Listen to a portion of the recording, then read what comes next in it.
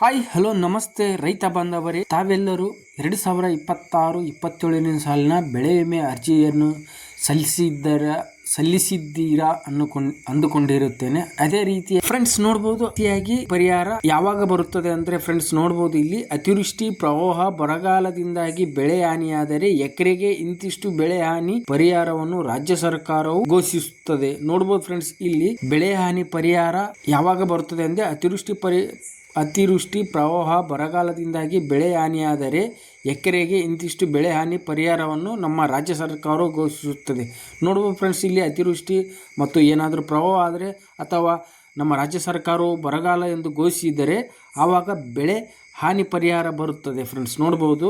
ಅದೇ ತರ ಬೆಳೆ ವಿಮೆಗೆ ರೈತರು ತಮ್ಮ ಜಮೀನಿನಲ್ಲಿ ಯಾವ ಬೆಳೆ ಬಿತ್ತನೆ ಮಾಡಿರುತ್ತೀರೋ ಆ ಬೆಳೆಗೆ ವಿಮೆ ಮಾಡಿಸಿದರೆ ಬೆಳೆ ವಿಮೆ ಹಣ ಬರುತ್ತದೆ. ಆದರೆ ಬೆಳೆ ಹಾನಿ ಪರಿಹಾರವು ರಾಜ್ಯ ಸರ್ಕಾರವು ಪ್ರತಿ ಎಕರೆಗೆ ಎಷ್ಟು ಹಣ ಪರಿಹಾರ ನೀಡಬೇಕೆಂಬುದು NDRF ಆಧಾರದ ಮಾರ್ಗಸೂಚಿ ಪ್ರಕಾರ ಬೆಳೆ ಹಾನಿ ಪರಿಹಾರ ಘೋಷಣೆ ಮಾಡಲಾಗುತ್ತದೆ. ನೋಡಬಹುದು ಫ್ರೆಂಡ್ಸ್, ಇಲ್ಲಿ ಬೆಳೆ ಹಾನಿ ಪರಿಹಾರವು ಅತಿವೃಷ್ಟಿ, ಪ್ರವಾಹ ಮತ್ತು ಬರಗಾಲದಿಂದಾಗಿ ರಾಜ್ಯ ಸರ್ಕಾರವು ಘೋಷಣೆ ಮಾಡುತ್ತದೆ.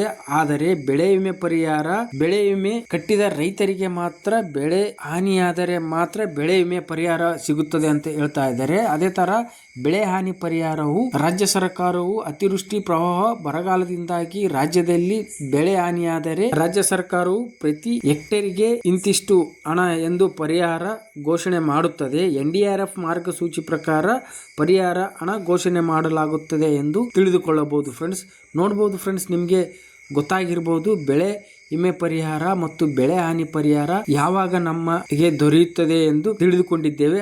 ಓಕೆ ಫ್ರೆಂಡ್ಸ್, ಅದೇ ರೀತಿಯಾಗಿ ಬೆಳೆ ವಿಮೆ ಪರಿಹಾರವು ಯಾವಾಗ ಬರುತ್ತದೆ ಮತ್ತು ಬೆಳೆ ಹಾನಿ ಪರಿಹಾರವು ಯಾವಾಗ ಬರುತ್ತದೆ ಎನ್ನುವುದರ ಸಂಪೂರ್ಣವಾದ ಮಾಹಿತಿ ನಿಮಗೆ ತಿಳಿದಿದೆ ಅಂದುಕೊಂಡಿರುತ್ತೇನೆ. ಅದೇ ರೀತಿಯಾಗಿ ಬೆಳೆ ವಿಮೆ ಪರಿಹಾರವು ಮತ್ತು ಬೆಳೆ ಹಾನಿ ಪರಿಹಾರವು ಇವೆರಡರ ವ್ಯತ್ಯಾಸ ಏನು ಎಂಬುದರ ಮಾಹಿತಿ ನಿಮಗೆ ಗೊತ್ತಾಗಿದೆ ಅನ್ಕೋತೀನಿ. ಗೊತ್ತಾದ್ರೆ ಈ ವಿಡಿಯೋನ ಲೈಕ್ ಮಾಡಿ, ಶೇರ್ ಮಾಡಿ ಮತ್ತು ಬೆಳೆಯ ಮಾಹಿತಿಯನ್ನು ಮುಂದಿನ ವಿಡಿಯೋದಲ್ಲಿ ಮತ್ತಷ್ಟು ವಿವರವಾಗಿ ತಿಳಿದುಕೊಳ್ಳೋಣ ಅಂತ ಹೇಳುತ್ತಾ, ನಿಮಗೆ ಈ ವಿಡಿಯೋ ಇಷ್ಟ ಆದರೆ ವಿಡಿಯೋನ ಲೈಕ್ ಮಾಡಿ, ಶೇರ್ ಮಾಡಿ ಮತ್ತು ನನ್ನ ಚಾನಲ್ ಅನ್ನು ಸಬ್ಸ್ಕ್ರೈಬ್ ಮಾಡ್ಕೊಳ್ಳಿ ಅಂತ ಹೇಳುತ್ತಾ ಧನ್ಯವಾದಗಳು ಫ್ರೆಂಡ್ಸ್.